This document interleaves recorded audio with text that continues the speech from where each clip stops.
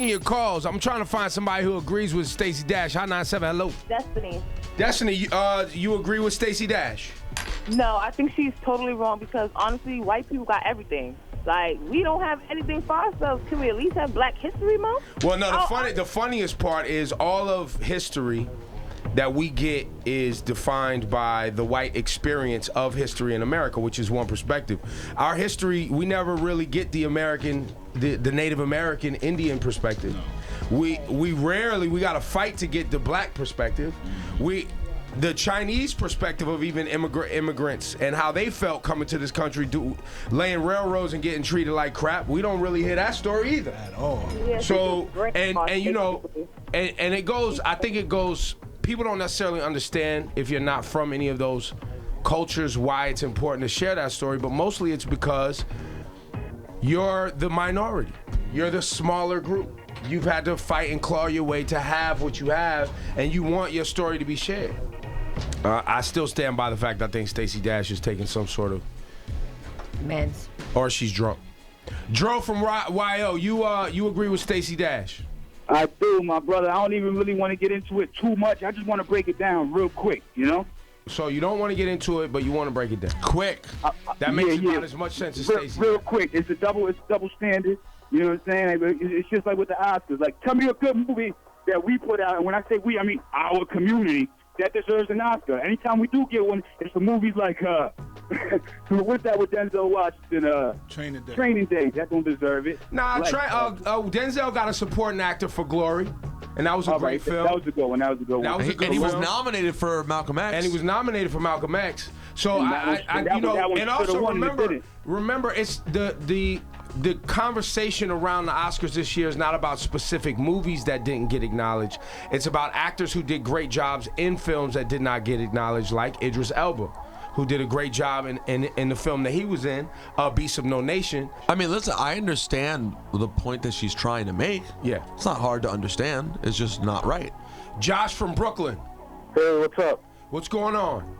You say here you don't believe she is racist, but she wants things to be colorblind. I don't know if that's the conversation we're having about if she's racist. Well, no, what I'm saying is, I work with the Department of Education. I work with little kids every day, man. Mm-hmm. And I just got to say, like, you got these little kids already, like, pointing each other out because you're black, you're Spanish, you know, whatnot.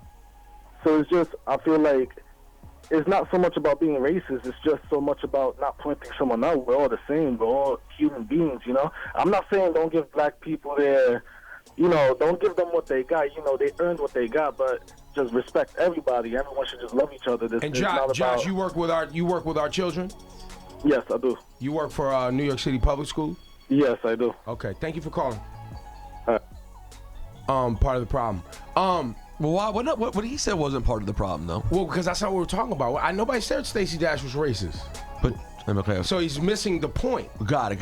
Right. I think he's trying to justify. Right. No, but his comprehension is bad. Oh well, that's a different issue. What I'm saying? A lot of bad comprehension going on in the city. There's bad comprehension. I just want someone to, if they agree with Stacey Dash, that we shouldn't have Black History Month and we shouldn't have BET because it promotes segregation. I think was her point. Right. It promotes double standards. Yeah, and there are a lot of double standards because if we go, that's a slippery slope. Because if you're saying it shouldn't be Black History Month and it shouldn't be BET, then it shouldn't be LGBT acknowledgement in those channels, and there shouldn't be Women's History Month, and there shouldn't be Hispanic Heritage Month, and there shouldn't be things for disabled folks. I guess if that's the case, Jewish American History Month.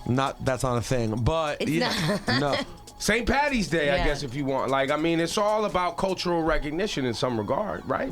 Yeah, I mean, I'm just saying, I know what she's saying. It's not right, but she believes that if you point out any of these things, don't then be mad that people point out a difference, I guess. The bigger problem is how, beyond anyone specific, how could it be that in 2 years, in these categories, 40 for 40, all white?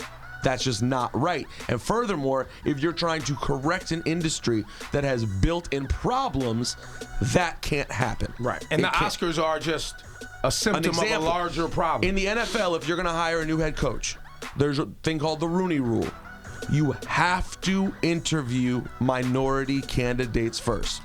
That drives some white people crazy. They don't understand why. That's unfair. No, that is trying to change a system that is fundamentally flawed and all white. And the only way to change that is to take some aggressive steps. All right, so let's go to another level. We have this conversation all the time. We use Eminem as the example, okay?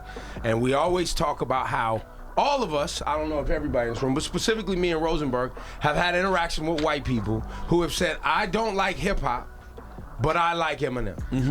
Yes, Right? you heard And in that. their mind, that's not racist. And Rosenberg and I will go, well, it's not. You're saying you like Eminem because you see him or hear the tone of his voice, and there's a relatability there, so it's digestible for you. The same thing happens in our society, in our workplace, right? Where, let's take women, for example, who feel like they can't fit in culturally to good old boy networks because they're hanging out, you're an executive, you're about to be an executive, and you're hanging out with a bunch of 20 dudes, and they want to go golfing, and they want to make locker room Right. jokes, and they want to go do shots, and they want to go do all this kind of male behavior.